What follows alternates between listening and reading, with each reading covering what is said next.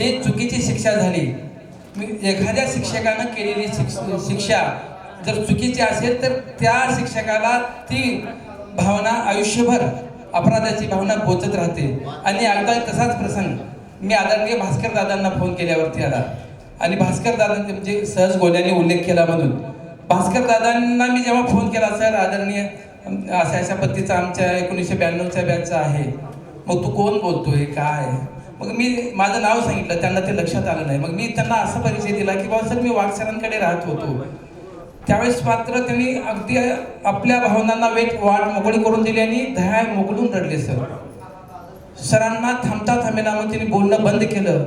पुन्हा सरांनी स्वतःहून फोन लावला, परत आणखीन बोलण्याचा सरांनी प्रयत्न केला, त्यावेळेसही ते बोलू शकले नाहीत।